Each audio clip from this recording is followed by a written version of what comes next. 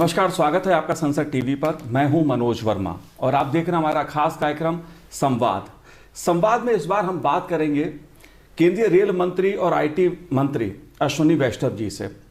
मुद्दा यह है कि देश ने सेमीकंडक्टर बनाने की दिशा में एक बहुत बड़ा फैसला लिया है। कैबिनेट ने एक ऐसा फैसला लिया है जो देश की अर्थव्यवस्था को, विकास के ढांचे को और रोजगार की दृष्टि से बहुत महत्वपूर्ण साबित हो सकता है। आने वाले वर्षों में देश की अर्थव्यवस्था को बदल सकता है। साथ ही गति शक्ति योजना, उसका भी हिस्सा रेल मंत्रालय है। अगर मैं आधारभूत ढांचे की बात करूं तो किस तरह देश की जो विकास की गति है उसको गति मिलेगी, वो भी रेल मंत्रालय के कंधों पर है। जिम्मेदारी अश्विनी वैष्णव जी की है, इसलिए सीधा उन्हीं से बात करेंगे। अश्विनी जी, आपका संसद टीवी पर बहुत बहुत स्वागत है। नमस्कार। और शुरुआत में एक ऐसे फैसले से ही करूंगा, कैबिनेट से आपसे जानने समझने की कोशिश, जो देश की अर्थव्यवस्था को बदलने वाला है, वो है सेमीकंडक्टर का। ये फैसला कितना महत्वपूर्ण है देश की अर्थव्यवस्था के लिहाज से, विकास के लिहाज से, आत्मनिर्भर भारत के लिहाज से? देखिए, आज जीवन में हम जो कुछ भी उपयोग कर रहे हैं, चाहे घर के अंदर कोई अप्लायंस हो, चाहे कार हो, चाहे रेलवे का इंजन हो, सभी में इलेक्ट्रॉनिक्स है। और इलेक्ट्रॉनिक्स के पीछे मूल होता है सेमीकंडक्टर चिप्स जी। तो सेमीकंडक्टर की मैन्युफैक्चरिंग देश के लिए बहुत ही महत्वपूर्ण है, इकोनॉमी के लिए बहुत ही महत्वपूर्ण है। प्राइम मिनिस्टर नरेंद्र मोदी जी ने, प्रधानमंत्री जी ने एक विजनरी स्टेप लिया है और एक ऐसा कॉम्प्रिहेंसिव प्रोग्राम अप्रूव किया है जिसमें पूरा सेमीकंडक्टर का इकोसिस्टम डेवलप होता है। और डेवलपमेंट केवल शॉर्ट टर्म, मीडियम टर्म नहीं, बल्कि 20 साल के टाइम फ्रेम पे प्रधानमंत्री जी ने इसको डेवलप करने के हिसाब से इसमें निर्णय लिए जी। तो ये निर्णय क्या है और सेमीकंडक्टर क्या है? सेमीकंडक्टर बेसिकली सिलिकॉन से बनता है। ये देखिए, ये है वेफर। ये वेफर, इसके ऊपर बहुत ही बारीकी से, ये सिलिकॉन का होता है, इसके ऊपर बहुत ही बारीकी से चिप इसके ऊपर प्रिंट होती है। ऐसी बारीकी से नैनोमीटर में। नैनोमीटर का मतलब, अगर हम अपने हेयर का डायमीटर देखेंगे, इससे भी हजारों गुना बारीक, इतना बारीकी से इसके ऊपर होती है। फिर बहुत ही कॉम्प्लेक्स तरीके से उस चिप को निकाला जाता है। चिप को निकाल के उसको फिर बॉडी दी जाती है जी। बॉडी में इसका कंप्लीट बॉडी हुई, इसके कूलिंग सिस्टम हुआ, पावर सप्लाई हुई, इसके लेग्स हुए, वो सब चीज़ें, राइट। फिर इस चिप को सर्किट के अंदर डाला जाता है। आप देख रहे हैं ये सर्किट के अंदर चिप है। फिर ये सर्किट जाता है किसी न किसी डिवाइस में, जैसे ये फ़ोन है, जैसे आपका कैमरा है, जैसे कोई रेलवे का इंजन है, उस सब में सर्किट फिर अंदर जाता है, राइट। तो ये है पूरी वैल्यू चेन। और उस वैल्यू चेन को कैसे भारत में डेवलप किया जाए जी। दुनिया के बड़े बड़े देश भी इस चीज़ के लिए आज उत्साहित हैं कि किसी तरीके से सेमीकंडक्टर मैन्युफैक्चरिंग का इकोसिस्टम हमारे देश में बने। तो प्रधानमंत्री जी ने जो विजनरी स्टेप लिया है, उसमें विशेष ध्यान दिया है कि पूरा का पूरा इकोसिस्टम, यानी silicon fab, display fab, compound semiconductors, design का इकोसिस्टम, टैलेंट कैसे डेवलप करना है, मतलब पूरी चेन, पैकेजिंग, पूरी चेन को लेके आज अप्रूवल दिया है जी। इसको थोड़ा विस्तार से और समझाएंगे, कैसे इंजीनियर्स कहाँ से आएंगे इसके लिए, इंडस्ट्री की दृष्टि से कैसे ग्रो अप करेगी इंडस्ट्री, ये कुछ ऐसा विजन कुछ हमसे शेयर करें। बहुत अच्छा प्रश्न है आपका। देखिए, भारत की बहुत बड़ी स्ट्रेंथ है हमारे इंजीनियर्स और साइंटिस्ट का जी, ब्रेन पावर। इस ब्रेन पावर से आज देश में ऑलरेडी 20,000 से ज़्यादा डिज़ाइन इंजीनियर्स काम कर रहे हैं सेमीकंडक्टर की डिज़ाइनिंग पे। क्यों ना वो खुद अपना IPR बनाए, क्यों ना खुद अपने डिज़ाइन बनाए, क्यों ना खुद अपने स्टार्टअप्स बनाए। तो इंजीनियर्स और ब्रेन पावर और डिज़ाइन के लिए जो हमको रिसोर्सेज चाहिए, वो जितने हैं, प्लस प्रधानमंत्री जी ने एक ऐसी इनोवेटिव चीज़ की है आज, C2S, चिप टू स्टार्टअप। कैसे किया उन्होंने कहा कि हमें अगर 20 साल तक इस इंडस्ट्री को ग्रो कराना है और हिंदुस्तान को एक मजबूत सुपर प्लेयर बनाना है इसमें, सेमीकंडक्टर इंडस्ट्री में, तो हमको सबसे बड़ा ध्यान देना पड़ेगा टैलेंट पे जी। तो हम इस प्रोग्राम में 85,000 MTech, BTech, PhD लेवल के हाईली टैलेंटेड इंजीनियर्स तैयार करेंगे 60 इंस्टीट्यूशंस के साथ मिलके, 60 इंस्टीट्यूशंस के साथ मिलके। तो इस तरह से सोच है, एकदम विस्तृत सोच है, जिसमें बड़े प्लेयर के लिए भी जगह है और छोटे प्लेयर्स के लिए भी जगह है। देखिए जी। कार के अंदर जो चिप लगती है कंपाउंड सेमीकंडक्टर से आराम से बन सकती है, उसके लिए कोई बहुत बड़ा प्लांट लगाने की ज़रूरत नहीं है, छोटे प्लांट से भी आराम से बन सकता है। तो बड़े प्लांट के लिए भी इस स्कीम में व्यवस्था है और छोटे प्लांट्स के लिए भी। हमारा अंदाज़ा है कि कम से कम 15 छोटे प्लांट, और मुझे आशा है जिस तरह का रिस्पॉन्स है इंडस्ट्री से, ये संख्या 15 की संख्या 40 भी हो सकती है। इतना अच्छा रिस्पॉन्स है। 30-40 अगर छोटे प्लेयर, मीडियम साइज़ के प्लेयर्स खड़े हो जाते हैं देश में, तो सोचिए कि हमारी जो सेमीकंडक्टर के लिए निर्भरता है दूसरों पे, उसकी जगह हम आत्मनिर्भर भारत बनते हैं। जी बिल्कुल, आत्मनिर्भर भारत की बात आपने कही है कि टेक्नोलॉजी की बात हम करते हैं या इस तरह के उपकरण की कभी हम बात सोचते थे तो या तो चीन की तरफ देखते थे या किसी और दूसरे देश की ओर देखते थे। अगर वैश्विक अर्थव्यवस्था की दृष्टि से मैं बात करूं तो शायद यही सब चीज़ें थीं जिनके चलते जो दूसरे देश हैं, चाहे मैं चीन की बात करूं या अमेरिका की बात करूं, अर्थव्यवस्था उनकी तेज़ी से आगे अब बढ़ी। चूँकि हमारी भी अर्थव्यवस्था ग्रोइंग अर्थव्यवस्था है, उस लिहाज से हमें क्या बदलाव देखने को और मिल सकते हैं? क्योंकि प्रधानमंत्री जी का देश की इकोनॉमी को लेकर भी एक विज़न है, एक लक्ष्य उन्होंने निर्धारित किया है, उसे आप कैसे देखते हैं? देखिए, सेमीकंडक्टर इंडस्ट्री इलेक्ट्रॉनिक्स इंडस्ट्री का एक इंटीग्रल पार्ट है। जी। आज से 10 साल पहले भारत में इलेक्ट्रॉनिक्स मैन्युफैक्चरिंग बहुत कम थी, नहीं के बराबर थी। जब प्रधानमंत्री जी ने संकल्प लिया कि भारत को इलेक्ट्रॉनिक्स मैन्युफैक्चरिंग का हब बनाएंगे, तो हमारे विपक्ष के साथी कहते थे कैसे बनाएंगे, क्या है। आज देखिए, आज की तारीख में $75 बिलियन की, यानी 5.5 लाख करोड़ की इलेक्ट्रॉनिक्स मैन्युफैक्चरिंग की इंडस्ट्री है। दुनिया में सबसे बड़ा मोबाइल फ़ोन मैन्युफैक्चरिंग प्लांट कहाँ पर है? हिंदुस्तान में। तो इस लेवल पे हम ऑलरेडी पहुंच गए हैं, और जिस तेज़ी से आगे जा रहे हैं, $250 बिलियन यानी 18 लाख करोड़ की इलेक्ट्रॉनिक्स मैन्युफैक्चरिंग हम 2025 तक पहुंच जाएंगे।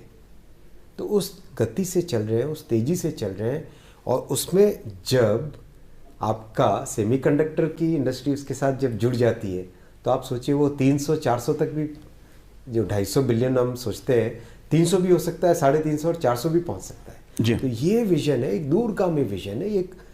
एक देश को कंसिस्टेंटली कई वर्षों तक ग्रोथ मिले, कंसिस्टेंटली हाई क्वालिटी जॉब्स मिले, हमारे नौजवानों को एक नया रास्ता मिले, ये सोच के साथ मोदी जी ने ये सब प्रोग्राम किए। जी बिल्कुल, जब इतने बड़े प्रोजेक्ट की घोषणा होती है तो उससे रोजगार की भी अपेक्षा होती है कि लोगों को रोजगार मिलेगा। जाहिर तौर पे जिस तरह से आपने बताया प्रधानमंत्री जी का जो विज़न है वो सेमीकंडक्टर को लेकर, उससे नई इंडस्ट्री की तो शुरुआत होगी, साथ ही रोजगार के अवसर भी बढ़ेंगे। लेकिन एक बड़ा सवाल आता है, योजनाएँ शुरू होती हैं, घोषणाएँ भी होती हैं, और पिछले दिनों प्रधानमंत्री गति शक्ति परियोजना का शुभारंभ भी हुआ।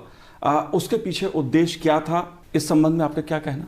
आपके इस प्रश्न के दो भाग है। पहला भाग रोजगार कितना होगा इसमें। पहला भाग ये, इस सेमीकंडक्टर के आज के पैकेज में डायरेक्ट रोजगार 35,000 लोगों का है, अच्छी क्वालिटी के जॉब्स। इनडायरेक्ट 1 लाख लोगों का अच्छी क्वालिटी के जॉब्स का है, प्लस 85,000 नए इंजीनियर्स तैयार होने का है। मैसिव रोजगार इसमें। दूसरा आपका प्रश्न गति शक्ति।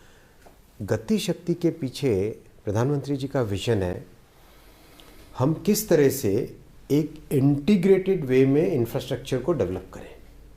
यानी आज अगर कोई सड़क बना के जाता है, कल अगर केबल बनाना उसके साथ, तो क्यों ना आज ही हम वो प्लानिंग कर लें, एक रोड के साथ साथ ही एक ट्रेंच बना लें जिसमें कि केबल लग सकते हैं। आज अगर हम रेलवे की लाइन डाल रहे हैं और हमें पता है कि कल यहाँ पे एक रोड जानी है, तो क्यों ना हम आज ही उसके लिए तैयारी कर लें। रोड ओवरब्रिज या अंडरपास बनाना है, आज ही उसकी तैयारी कर लें।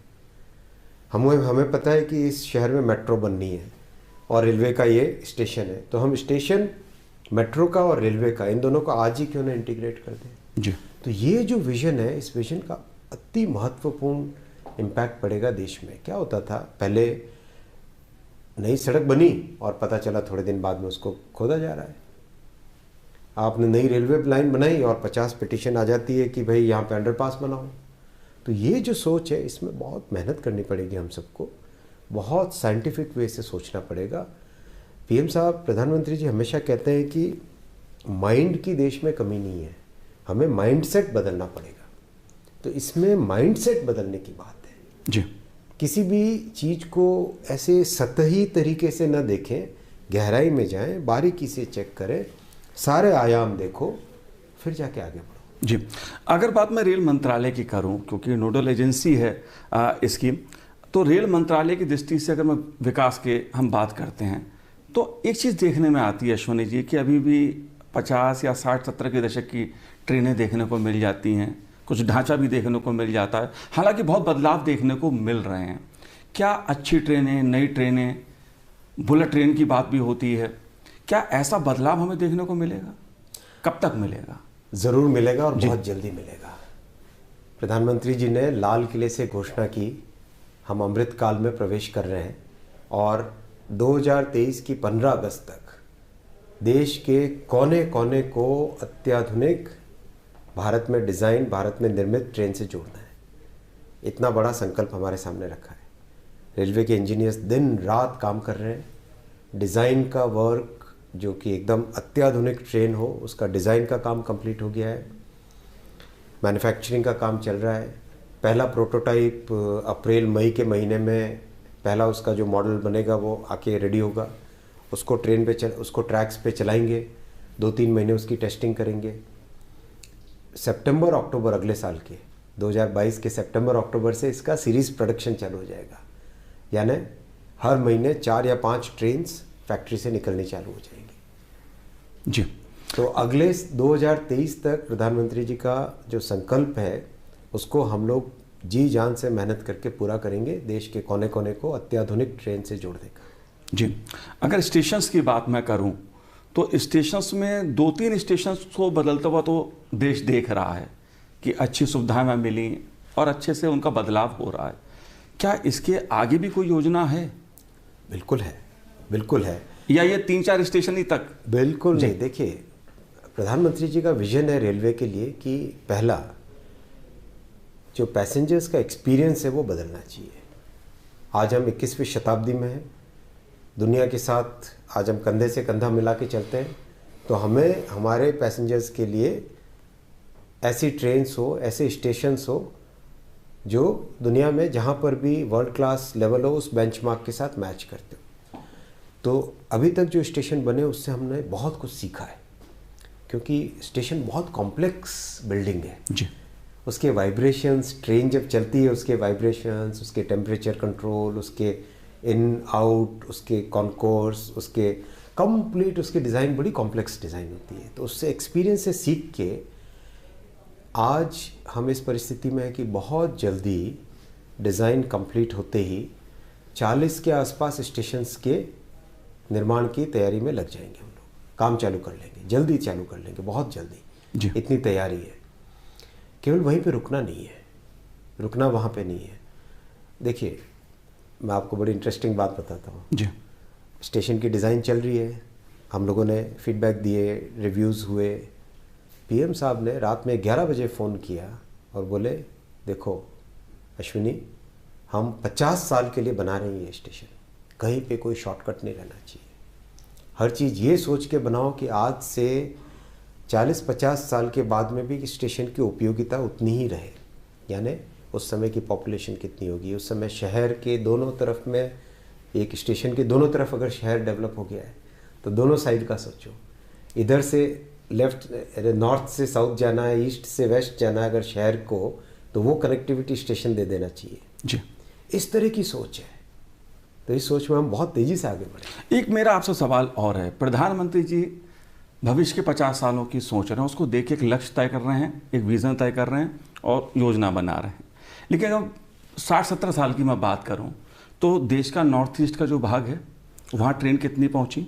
अगर मैं कश्मीर की बात मैं करूं तो वहाँ ट्रेन कब तक पहुँचेगी, कैसे पहुँचेगी और वहाँ के लोगों को कब तक सुविधाएँ मिलेंगी?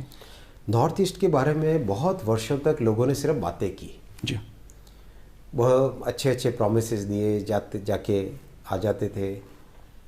मोदी जी ने कमिटमेंट के साथ कहा कि नॉर्थ ईस्ट के हर कैपिटल को हम रेल से जोड़ेंगे। कमिटमेंट के साथ इंजीनियर्स लगाए गए, कमिटमेंट के साथ फंड्स एलोकेट हुए कितने 1000-1200 करोड़ के आसपास फंड्स एलोकेट होते हैं तो नॉर्थ ईस्ट, पूरे नॉर्थ ईस्ट के लिए। इस साल कितने हैं? 7000 करोड़, 7288 करोड़ इस साल का एलोकेशन है जी। इतनी तेजी से काम हो रहा है हर एक कैपिटल तक। संसद में हमारे एक मिजोरम के सांसद कह रहे थे कि धन्यवाद दे रहे थे प्रधानमंत्री जी को कि इतना तेजी से काम हुआ, एक लाइन आपकी वहाँ तक पहुँचने वाली, क्या मिजोरम में एक और लाइन बना सकते हो? ये सोच आ रही है, राइट। तो ये सोच के पीछे मेहनत लगती है, विजन लगता है, कमिटमेंट लगता है, एक नियत की बात है। तो उस नियत के साथ काम कर रहे हैं। कश्मीर की बात आपने कही, कश्मीर में एक बहुत बड़ा चैलेंज है। हिमालय पहाड़ की जो ज्योग्राफी है या जियोलॉजी है, ये जियोलॉजी बहुत यंग जियोलॉजी है, यानी पहाड़ अभी तक पूरी तरह से सेटल होके नहीं बैठा है। तो जैसे इस नीचे सुरंग खोदते हैं तो सुरंग बनाते बनाते ऊपर से दबने की उसकी संभावना रहती है। तो इसमें एक बहुत केयरफुली, बहुत सावधानी के साथ इस तरह से बनाना पड़ता है कि जैसे जैसे कंस्ट्रक्शन चल रहा है वैसे वैसे उसकी डिज़ाइन चलते रहना पड़ता है। अब जैसे दिल्ली में मेट्रो बनानी है, ये एकदम स्टेबल जगह है, यहाँ पे एक बार आपने टनल बोरिंग मशीन एक तरफ से डाली तो कई किलोमीटर के बाद में वो आराम से बाहर निकल जाएगी। तो आपको वो इतनी डिफ़िकल्टी नहीं आती डिज़ाइन में जी। तो वो चैलेंज है, लेकिन फिर भी हम लोग कटिबद्ध है, मेहनत कर रहे हैं लगातार। बहुत जल्दी एक 1-1.5 वर्ष के अंदर अंदर काम कंप्लीट होके रेल लेके जाएंगे ना, आपको लेके जाएंगे हम। जी। अश्विनी जी, अगर बात मैं आम यात्री की दृष्टि से करूं तो एक आम यात्री आरामदायक यात्रा चाहता है, छोटी छोटी सुविधाओं से, छोटी छोटी बातें जरूर हैं लेकिन छोटी छोटी सुविधाओं की वो अपेक्षा करता है, क्योंकि उसने इस देश में एक दौर ऐसा देखा है जब ट्रेन कब आएगी कब जाएगी उसे पता नहीं रहता था। लेकिन एक बड़ा बदलाव रेलवे में टेक्नोलॉजी के जरिए इन सब दिशा में देखने को मिल रहा है। टेक्नोलॉजी का इस्तेमाल करते हुए लोगों को बेहतर सुविधा मिले, समय पर ट्रेनें आएँ, और भी सुविधाएं जो एक यात्री अपेक्षा करता है, उस दिशा में कुछ आप कर रहे हैं? बहुत उसमें काम हो रहा है। देखिए, टेक्नोलॉजी का उपयोग तो प्रधानमंत्री जी के लिए उनका एक हमेशा ज़िंदगी के हर आयाम में उन्होंने टेक्नोलॉजी का उपयोग किया है। आज आप देखिए, टिकट्स मोबाइल फ़ोन पे ऑलमोस्ट इतनी कंफर्टेबली लोग बुक कर रहे हैं कि एक पैसेंजर का एक्सपीरियंस ही अलग हो रहा है। दूसरा, फूड अगर ऑर्डर करना है, फूड की कॉस्ट हम टिकट में नहीं डालते, राइट। फूड अगर ऑर्डर करना है तो किसी भी केटरर के साथ आराम से, किसी भी सप्लायर के साथ आराम से फूड अपनी पसंद का आ सकता है। सेफ्टी के लिए एक नया सिस्टम डिज़ाइन किया है, कवच। इस कवच के सिस्टम में इस तरह से है कि अगर 2 ट्रेनें एक ट्रैक पे अगर है, मान लो ये ट्रेन आगे जा रही है, उसके पीछे आ रही है, अगर ये रुक गई ऑटोमेटिकली ये 1.5 किलोमीटर पहले ही रुक जाएगी। अगर आमने सामने आ रही है ऑटोमेटिकली पहले रुक जाएगी। इसको कहते हैं ऑटोमेटिक ट्रेन प्रोटेक्शन। जी। तो कवच का 6000 किलोमीटर के आसपास ऑलरेडी सैंक्शन कर दिया है। बहुत तेज़ी से उस पर काम चल रहा है, टीमें काम कर रही है, कंप्लीट डिज़ाइन सर्वे चल रहा है। रेडियो, उसमें काफ़ी कॉम्प्लेक्स इक्विपमेंट लगते हैं तो उसका सर्वे अलग तरीके से होता है। वो सब कंप्लीट होके अगले 4-5 महीने में उसका ज़मीन पे कंस्ट्रक्शन चालू होगा। तो इतनी रैपिडली अडॉप्ट कर रहे हैं टेक्नोलॉजी, क्योंकि ज़रूरत है।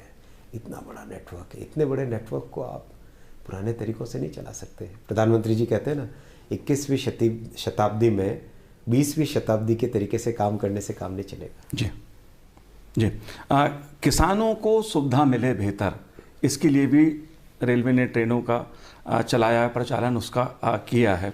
उससे संबंधित क्या और बेहतर करने रेल जा रहा है ताकि एक स्थान से दूसरे स्थान तक किसानों का जो उत्पाद है, जो उनकी चीज़ें हैं, वो पहुंच सकें, समय से पहुंच सकें और उनको अच्छे उपज का मूल्य मिल सके?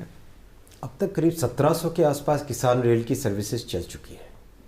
बहुत अच्छी सर्विस है, बहुत अच्छा इसका बेनिफिट मिलता है। संसद में हमेशा सांसद बंधु बताते हैं कि हमारे एरिया में किसानों को इतना बेनिफिट मिला। देखिए क्या होता है, ट्रक में जब भी मटेरियल जा रहा था तो जो नीचे वाला जो लेयर होता था, मान लीजिए प्याज जा रहे हैं तो ऊपर वाले प्याज तो ठीक रह जाते थे, नीचे वाला जो प्याज का लेयर होता था वो दब के सड़ जाता था। बहुत ब्रेकेजेस होते थे, डैमेजेस बहुत होते थे। ट्रेन के अंदर जब ले जा रहे हैं कोचेज़ के अंदर, तो किसान रेल में जब लेके जा रहे हैं तो बर्थ जो है उस बर्थ के कारण आराम से उसमें स्टोरेज हो जाता है, खराब नहीं होता माल और समय पे पहुंच जाता है, तो किसान इससे खुश है। जी, रेलवे की जब बात होती है तो पर्यटन की बात भी होती है, क्योंकि रेलवे और पर्यटन एक दूसरे से जुड़ा हुआ है। इसको लेके रेलवे क्या कर रहा है? दूसरा, रामायण सर्किट की अगर मैं बात करूं, इस तरह के सर्किट्स पे भी रेलवे काम कर रहा है, इस पे आप क्या हमसे बात साझा करना चाहेंगे? बहुत ही आपने महत्वपूर्ण प्रश्न पूछा है। देखिए, दुनिया में बाहर के अगर हम देशों को देखेंगे, कोई छोटी मोटी चीज़ होती है उसके बारे में इतनी बड़ी बड़ी कहानियाँ बनाते हैं और उसको बहुत बड़ा टूरिस्ट अट्रैक्शन कर देते हैं। हिंदुस्तान में तो इतनी बड़ी हमारी कल्चरल हेरिटेज है, इतनी शानदार कल्चरल हेरिटेज है, इतनी बढ़िया शानदार हिस्ट्री है। तो प्रधानमंत्री जी ने कहा कि हमें इस हेरिटेज को, इस कल्चर को, इस एक्सपीरियंस को दिखाने का एक नया मोड ढूंढना पड़ेगा। तो उन्होंने हमको विजन दिया कि रेलवे का जैसे पैसेंजर सेगमेंट होता है, गुड सेगमेंट होता है, वैसे ही एक पूरा टूरिस्ट सेगमेंट बने, जो कि हमारी भारत की हेरिटेज को, गौरव को देश के सामने रखे, दुनिया के सामने रखे, लोगों को भारत के गौरव को एक्सपीरियंस करने का एक नया माध्यम मिले। तो उसी कल्पना से, उसी विजन के साथ प्रधानमंत्री जी ने हमको भारत गौरव की कल्पना दी और हमने भारत गौरव ट्रेन चलाई। पहला एक्सपीरियंस रामायण सर्किट का है जी। इसके अलावा बहुत अच्छा इंटरेस्ट है, 3000 कोच हमने इसके लिए अलग से आइडेंटिफाई किए हैं, ताकि इसमें सफिशेंट, बहुत लोग, कोई सफारी एक्सप्रेस करना चाहता है, कोई आयुर्वेद एक्सप्रेस करना चाहता है, कोई गुरु